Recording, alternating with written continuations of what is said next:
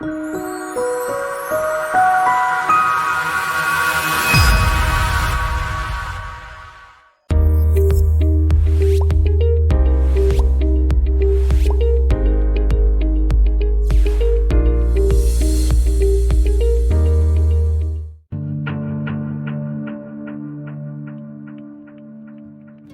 Students, आज हम बात करेंगे ह्यूमन एक्सक्रीटरी सिस्टम की। इससे पहले हमने बात की अलग अलग जानवरों में कौन कौन से एक्सक्रीटरी ऑर्गन पाए जाते हैं, तो हमने अलग अलग जानवर को कंसीडर किया। लेकिन अब हम अपने ह्यूमन फिजियोलॉजी के हिस्से में आ गए, हमारा एक्सक्रीटरी सिस्टम है कैसा। तो मैं एक बड़ा बेसिक सा डायग्राम बना रखा है दिस वन, कि एक्सक्रीटरी सिस्टम ह्यूमन की बात करें तो क्या क्या उसमें शामिल है। तो सर शामिल होने में सर 2 किडनी हमारे पास है, यस, बीन शेप स्ट्रक्चर, फिर 2 यूरेटर दोनों किडनी से निकलता हुआ, फिर एक यूरिनरी ब्लैडर और फिर लास्ट में एक यूरेथ्रा।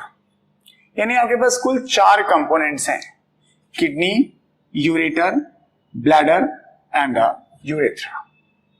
अब किडनी के बारे में जान लें, क्योंकि हमारा जो मेन एक्सक्रीटरी ऑर्गन जिसे हम कह पाते हैं, तो पूरा सिस्टम हो गया हमारा, वो है किडनी।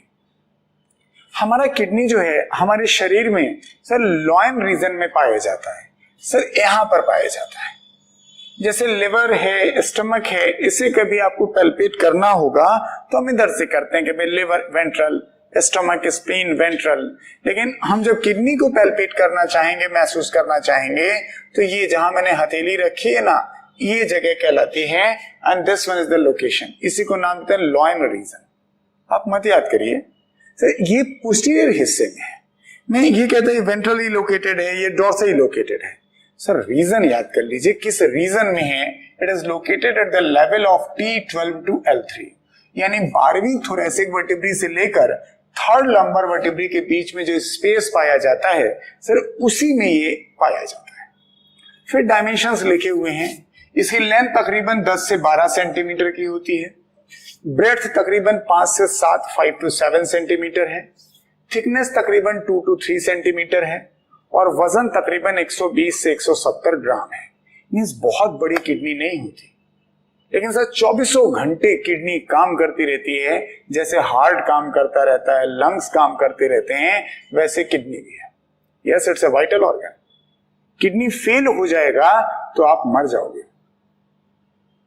तो सर ये हमारी लोकेशन, आप डायग्राम अगर देख पा रहे होंगे, तो अगर मैं ऐसे खड़ा हूं तो इधर वाला हिस्सा राइट है, उधर वाला हिस्सा लेफ्ट है। तो जो राइट साइड की किडनी है, ध्यान दे तो थोड़ा सा नीचे है, और उसकी वजह है कि सर 1.5 किलो का आप लीवर यहां रखे हुए।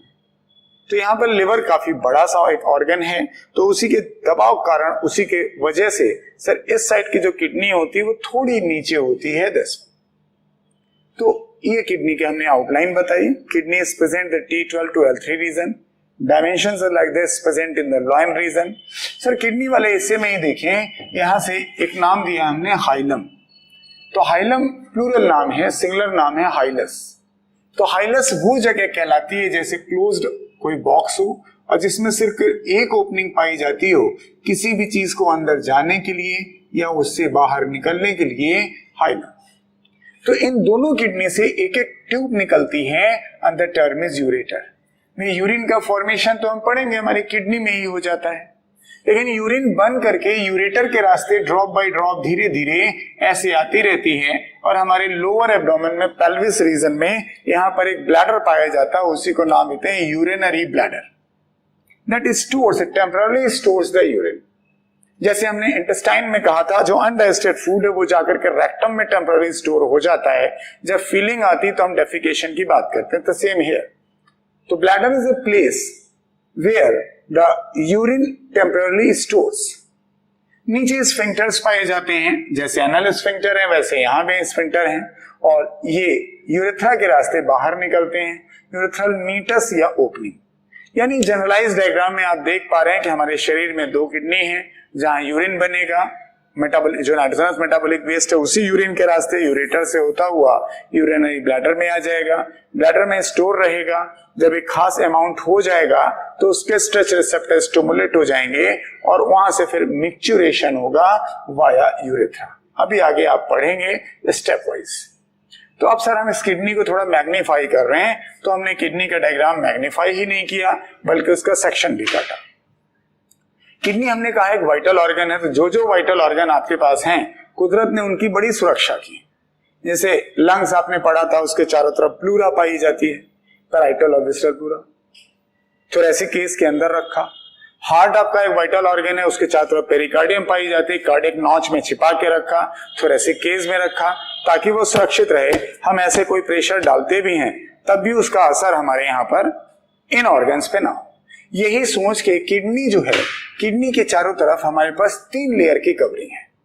जो सबसे अंदर की कवरिंग है वो कहलाती है रीनल कैप्सूल, किडनी का कैप्सूल दिस। इसके ऊपर एक मोटी सी लेयर पाई जाती है, दैट्स एडिपोज कैप्सूल, नाम से पता चल रहा है some amount of the fat. और सबसे ऊपर एकदम प्याज की झिल्ली की तरह एक लेयर पाई जाती है रीनल फैशिया। तो ये समझिए, या तो प्रोटेक्टिव लेयर समझ लीजिए या फिर 3 लेयर की कवरिंग है। इसलिए आपने सुना होगा लोग कहते हैं सर हमारे इस अंग में बीमारी है, इस अंग में बीमारी है। इवन डॉक्टर कहता है लिवर आपका खराब है, लेकिन किडनी जल्दी खराब नहीं होती। किडनी को इतनी आसानी से इन्फेक्शन नहीं होता। सर इन्फेक्शन ब्लैडर को हो सकता है, यूरेथ्रा को हो सकता है। किडनी कुदरत ने इस प्रकार से हमारे यहाँ रखी है कि आसानी से इन्फेक्शन नहीं हो सकता। एक और बात आती है, ये तो हमने जो ऐसे दिखाया, एक शब्द किडनी के लिए इस्तेमाल करते हैं हम लोग, दैट इज रिट्रोपेरिटोनियल। इस शब्द को समझ लेना चाहिए, रिट्रोपेरिटोनियल। और दूसरा शब्द इस्तेमाल करते हैं and that is a metanephric. तो अगर समझ में नहीं आएगा तो आई थिंक आपको रटना पड़ेगा इसे, लेकिन दोनों को रटने से पहले समझते हैं कि रिट्रोपेरिटोनियल कहते किसको है। तो हमारे यहाँ पर जितने भी ऑर्गन ऐसे हैं जिनके चारों तरफ एब्डोमेन कैविटी के अंदर एक झिल्ली पाई जाती है and it's a coelomic cavity.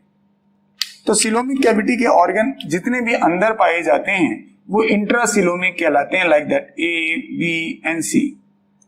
और कोई अंग ऐसा है जो सिलोमिक कैविटी के बाहर है तो वो कहलाएगा आउटसाइड द सिलोम। लेकिन किडनी ना ऐसे है ना ऐसे है।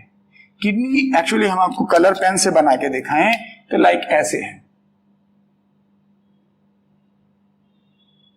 है तो outside the coelom, but one surface of the kidney is covered bye peritoneum. ये वाला हिस्सा, इसे समझें किडनी। हम सिर्फ डी ऑर्गन की तरह नहीं शो करेंगे, यहां तो कहीं भी पेरिटोनियम नाम की चीज ही नहीं है, सिरोसा नाम की चीज ही नहीं है। तो किडनी आउटसाइड द सिलोम है, लेकिन सर वो आपके पेरिटोनियम से एकदम चिपक करके है, सिलोमिक मेम्ब्रेन से, सिलोमिक एपिथेलियम से एकदम चिपक करके है। तो एक सरफेस उसका जो है वो कवर्ड रहता है पेरिटोनियम से, इसलिए उसे नाम देते हैं रिट्रोपेरिटोनियल।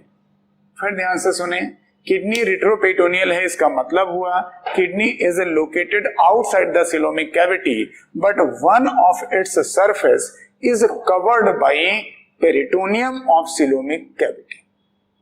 मेटानेफ्रिक समझ लें। मेटानेफ्रिक जानने के लिए सर पहले एक बेसिक स्ट्रक्चर जानिए। हमारी एम्ब्रियोनिक डेवलपमेंट के दौरान हमारे पास ग्रुप ऑफ सेल्स आती हैं जिनसे एक्सक्रीटरी सिस्टम बनता है। उन्हें हम लोग नाम देते हैं नेफ्रोटोम। नेफ्रोटोम। तो सर ये आपके पास नेफ्रोटोम को हम 3 हिस्सों में बांटते हैं। तो अगर इस पार्ट से कभी किडनी बनती हो तो उस किडनी को हम लोग नाम देते हैं प्रोनेफ्रिक किडनी। प्रोनेफ्रिक किडनी, जैसा कि जॉलेस फिशेस में पाया जाता है। फिर अगर इस पार्ट से, मिडिल पार्ट से बनती हो तो उसे हम लोग नाम देते हैं मीजोनेफ्रिक किडनी, जैसा कि एम्फीबिया और फिशेस में पाई जाती है। फ्रॉग किडनी मीजोनेफ्रिक है। लेकिन अगर एकदम पोस्टीरियर पार्ट से बनती है तो ऐसी किडनी को हम कहते हैं मेटानेफ्रिक। सबसे एडवांस किडनी यही है। प्रोनेफ्रिक किडनी से एडवांस मीजो है और मीजो से एडवांस मेटा है। तो अगर हम फ्रॉग आपको पढ़ा रहे होते तो हम कहते हैं मीजोनेफ्रिक किडनी है। चूंकि हम आपको ह्यूमन की बात कर रहे हैं तो हमारे पास मेटानेफ्रिक किडनी है। तो हमारे ख्याल से बात समझ में आनी चाहिए आपको कि sir pronephric kidney, mesonephric kidney और मेटानेफ्रिक है क्या। नहीं समझ में आती है तो हम अपनी दोनों ही बातें फिर रिपीट करते हैं कि सर हमारी किडनी जो है रिट्रोपेरिटोनियल और मेटानेफ्रिक है। रिट्रोपेरिटोनियल इसलिए कि because kidney is located outside the coelomic cavity but one of its surface is covered by the peritoneum of the coelomic cavity. दूसरा मेटानेफ्रिक किडनी इसलिए कि because the kidney is derived from the posterior most part of the नेफ्रोटोम।